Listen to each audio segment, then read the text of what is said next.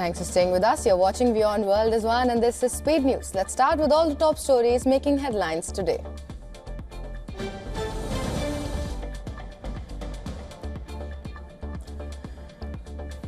Russian Foreign Minister Sergei Lavrov said Russia will welcome any decision on enriched uranium that satisfies Iran within the framework of its legal rights, because enrichment is Iran's inalienable right.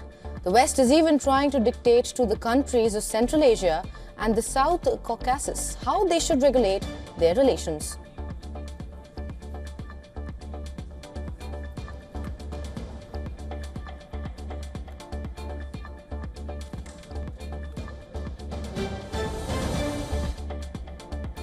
Centcom said that 399 US troops have been wounded so far in the Iran war. The formal injury count provided by Captain Tim Hawkins, spokesman for US Central Command, says 3 service members have been seriously wounded. Central Command said 2 weeks ago in a previous update that 348 troops were wounded and 6 of them were seriously injured.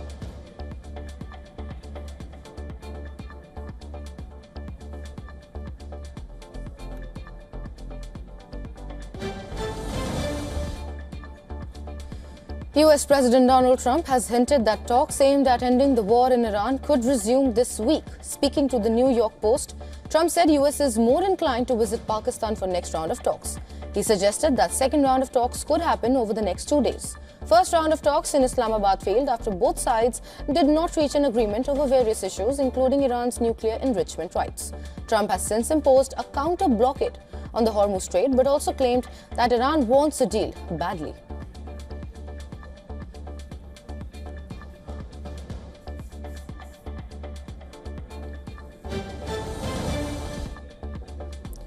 US Vice President J.D. Vance said there is a deep mistrust between the US and Iran and that cannot be resolved overnight. The Vice President also noted that Iranian negotiators wanted to make a deal and says he feels very good about the current progress.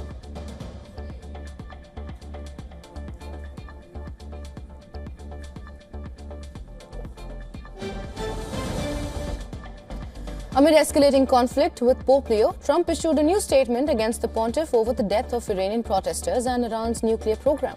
In a post, Trump urged that someone inform the pontiff that Iran has killed at least 42,000 innocent, unarmed protesters in the last 2 months. He stressed that it is absolutely unacceptable for Iran to obtain a nuclear bomb.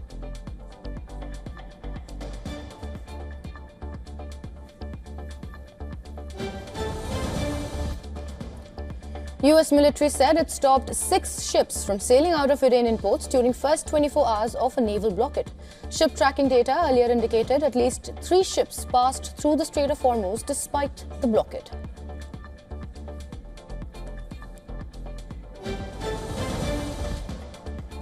Pakistan President Asif Ali Zardari tasked Prime Minister Shehbaz Sharif and Foreign Minister Ishaq Dar to remain proactively engaged with the United States and Iran to ensure the sustainability of the ongoing peace process between them.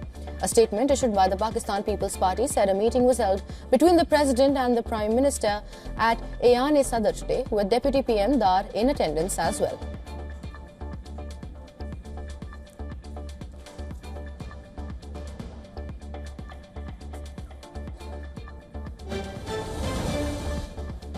US Navy-guided missile destroyers are among the assets executing a blockade mission impacting Iranian ports.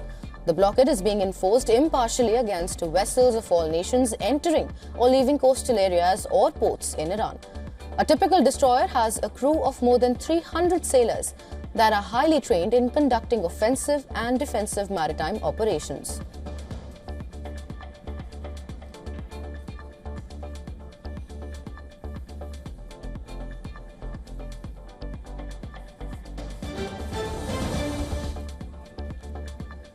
Firefighters battled major blaze that engulfed facade of a residential building in Albanian capital, forcing evacuation of residents. About 80 responders and 13 fire engines were deployed in the firefighting operations. No fatalities have been reported so far.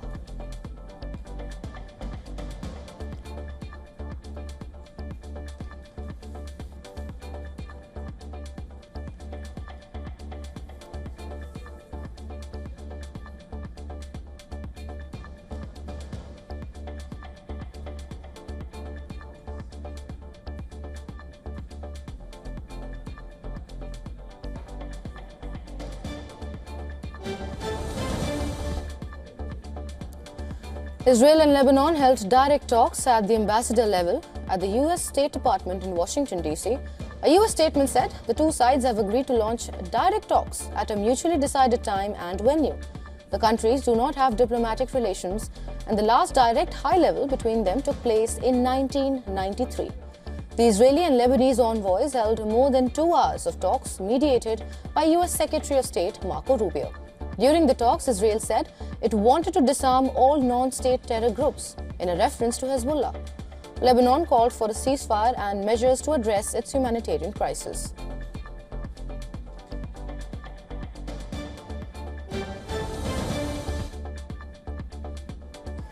Gaza's Civil Defense Agency said that a toddler was among 10 people killed in separate Israeli strikes in the northern part of Gaza.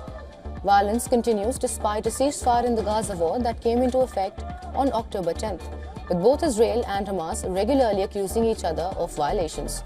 Spokesman for the Civil Defense Agency, which operates as a rescue service under Hamas authority, said 4 people were killed, including a child, and several others were injured in a strike targeting a police vehicle in Gaza City.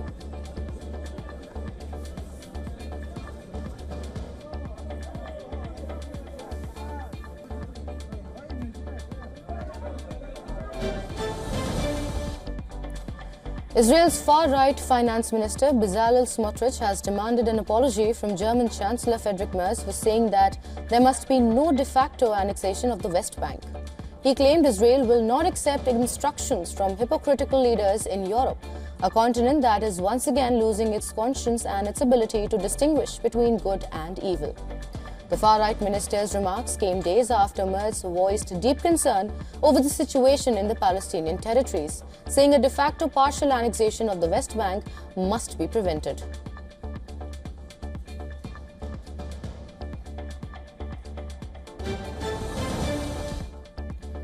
In Lebanon, 3 Hezbollah operators, including one from the Radwan force, surrendered to Sayeret Givati fighters in Bnei Jebel. According to the IDF, the operators engaged in a close-range battle with a Hezbollah terrorist squad, including a terrorist from the Radwan force unit in Bnei Jebel.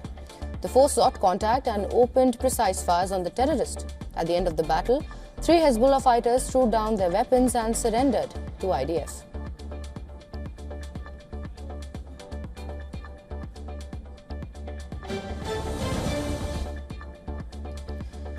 China's President Xi Jinping met with Russia's top diplomat Sergei Lavrov in Beijing on Wednesday. Discussions likely revolved around strategic cooperation, global security, and ongoing international conflicts.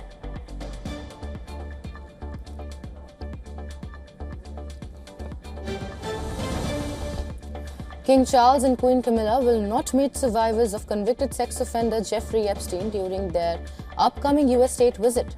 The 4-day visit from April 27th to 30th marks the King's first visit to the US as monarch and coincides with the 250th anniversary of American independence.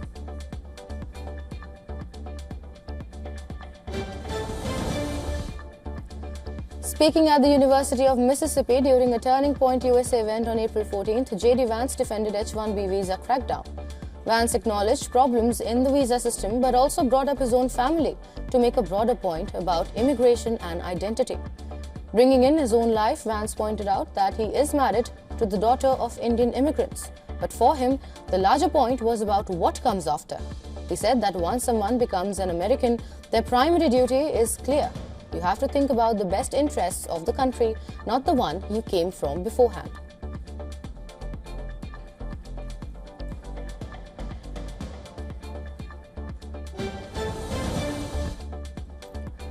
After President Donald Trump clashed with Pope Leo over the war in Iran, Vice President J.D. Vance said the leader of the Catholic Church should be careful when talking about theology. On April 14th, Vance told the audience in Georgia that he welcomed the Pope commenting on immigration and abortion. But Vance said the pontiff was wrong to say that political figures should never wield their sword because that would have opposed the U.S. liberation of France and the Holocaust concentration camps during World War II.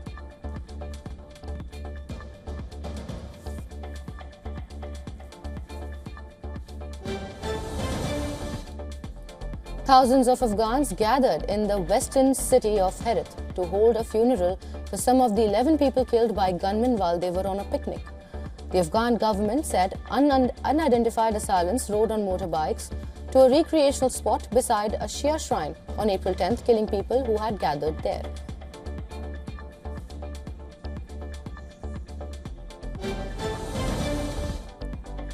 The US military said that 4 people had been killed in a strike on another alleged drug trafficking boat, the fourth such deadly attack in as many days. US Central Command said in a post on X that the strike, just as the previous 3, occurred in the eastern Pacific Ocean. The 4 new fatalities raised the total death toll of the controversial military campaign to at least 174. Well, this is according to a tally compiled by AFP. 2 people were killed in a strike on Monday, while Centcom said 2 strikes on Saturday had killed 5 people and left 1 survivor.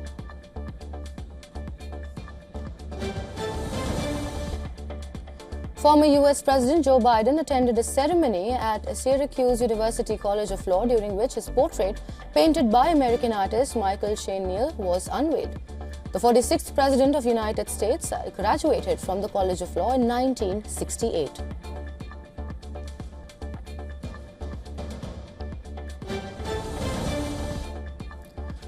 Ukrainian President Volodymyr Zelensky said he is worried about the US not being able to deliver enough interceptor missiles for Ukraine's air defenses as a result of the war in Iran.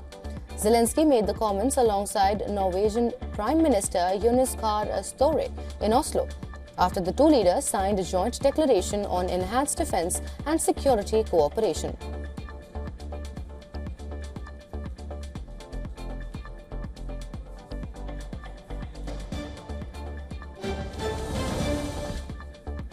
Pope Leo celebrated Mass at the Basilica of St. Augustine in the Algerian city of Annaba. Faithful and residents gathered to welcome Leo and attend the Mass at the 19th century basilica overlooking the ruins of Hippo, which contains the relic of the saint.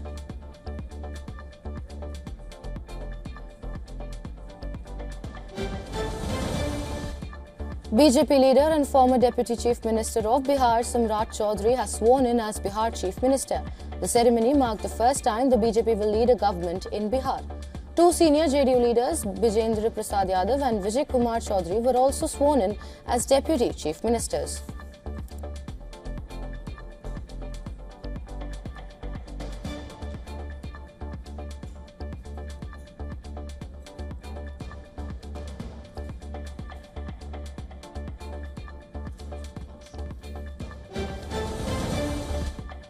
A massive boiler explosion at a power plant in Chhattisgarh, India, has claimed at least 14 lives and left dozens more injured.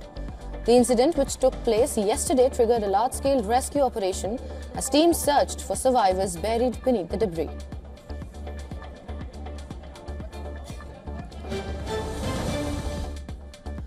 Violent protests erupted in India's northeastern state of Manipur as police fired tear gas to disperse stone-pelting demonstrators. The unrest followed the deaths of 2 Meitei children killed in a bomb blast on April 7th at a house in Bishnupur district. Manipur has remained tense since ethnic clashes first broke out in May 2023 between the largely Hindu Meitei community and the mainly Christian Kuki tribes.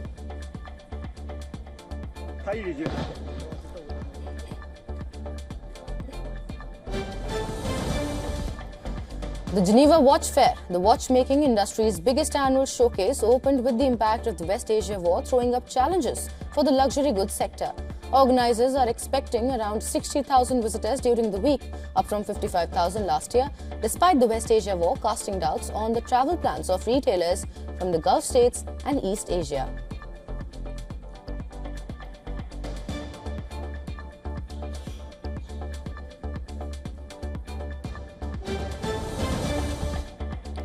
Researchers from the Federal University of Santa Maria in Brazil have identified a new 230 million-year-old reptile species with a parrot-like beak.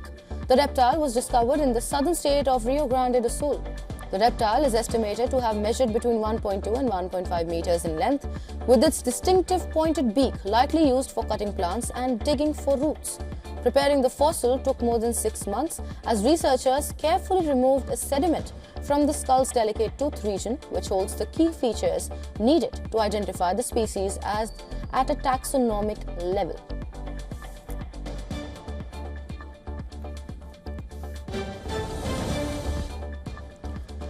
Amazon has announced an $11.57 billion deal to acquire GlobalStar, boosting its satellite ambitions. The move is aimed at competing with SpaceX's Starlink, which dominates the market with over 9 million users. GlobalStar currently operates about 2,000 satellites, which Amazon will add to its existing network. The company plans to deploy over 3,200 satellites by the year 2029 as part of its Project Keeper expansion. The deal also strengthens Amazon's direct-to-device technology, allowing mobile connectivity without cell towers.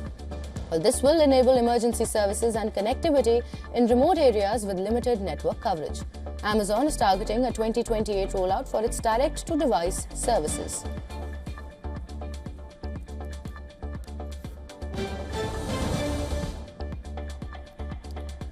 Google is facing a new lawsuit in the US over its Android app business. Portugal-based Aptoide accuses Google of blocking rival app stores. The case claims Google controls app distribution and billing, limiting fair competition. Aptoide says it offers low fees but cannot compete due to Google's restrictions. It also alleges Google pushes developers towards its own Play Store services. The lawsuit seeks to stop these practices and demands damage. Well, this adds to Google's legal pressure after the 2023 US ruling against its market practices. Google has also made changes following a case by Epic Games.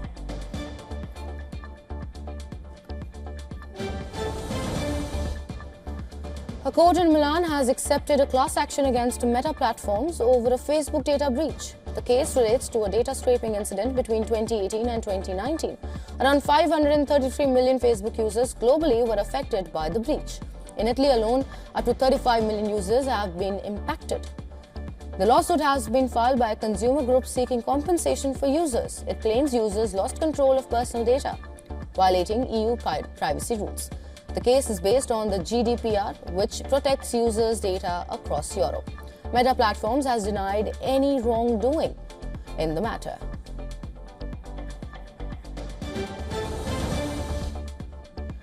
OpenAI has unveiled a new AI model focused on cybersecurity called GPT 5.4 Cyber. The model is a specialized version of its latest flagship system, fine-tuned for defensive cyber work. The announcement comes just days after Anthropic introduced its own frontier model, Mythos. OpenAI says GPT 5.4 Cyber will be rolled out on a limited basis to vetted security vendors, organizations, and researchers. The company says access is being restricted due to the model's more permissive design and potential risks. Anthropic's Mythos model, announced earlier this month, is being tested under an initiative called Project Glasswing, where select organizations are allowed to use the model for defensive cybersecurity purposes.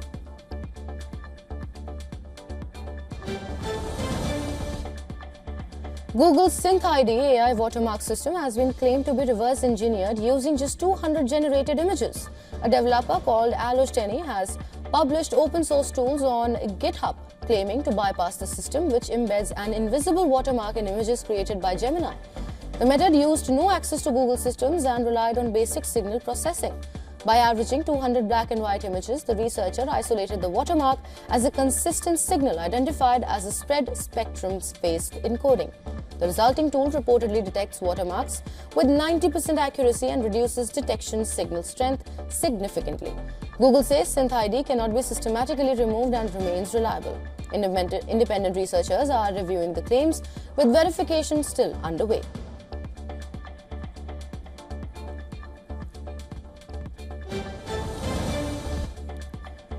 French President Emmanuel Macron is set to hold a video call with EU leaders and European Commission President Ursula von der Leyen to discuss a coordinated push for a ban on social media access for minors across Europe.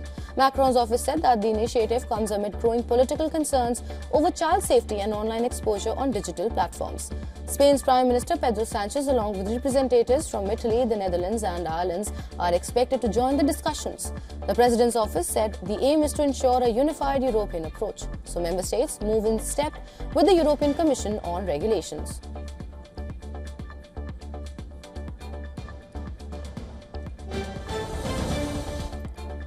Asian markets traded higher, tracking overnight gains on Wall Street as optimism grew over a possible diplomatic breakthrough in the US-Iran conflict. South Korea led regional gains with strong advances in the Kospi and Kosdaq, boosted by sharp moves in tech-related stocks. Japan's Nikkei and Topix also finished in positive territory, while China and Hong Kong posted modest gains. India's Nifty surged after reopening from a holiday, though Australia was largely flat. In the US, futures were slightly lower after strong gains overnight, where the S&P 500 and Nasdaq advanced and the Dow closed higher.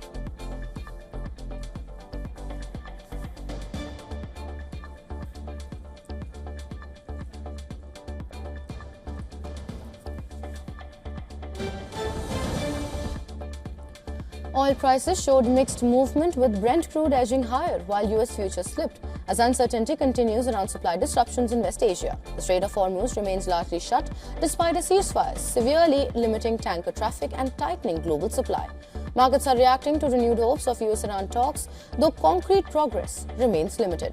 Meanwhile, refiners are scrambling for alternative sources, driving up premiums in regions like the US Gulf and North Sea. Investors now await key US inventory data for further direction.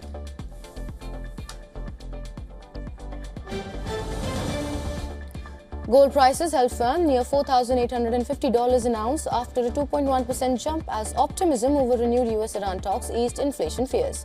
Hopes of a negotiated settlement to the conflict are calming concerns over energy supply shocks, supporting bullion prices in early trade.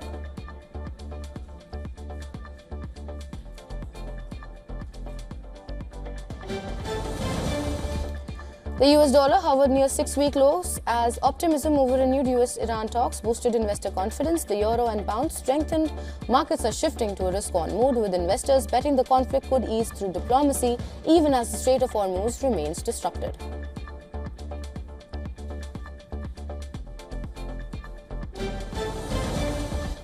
According to International Monetary Fund, India's economy is projected to grow at 6.5% in financial year 27 despite tensions in West Asia. The forecast for 2026 has been revised upwards by 0.3 percentage points, supported by strong momentum from 2025 and a reduction in additional US tariffs on Indian goods from 50% to 10%.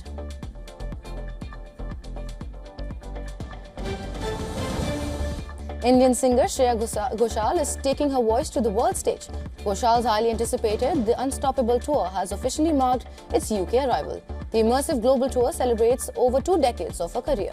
The tour promises an emotional, visual and musical journey spanning multiple continents.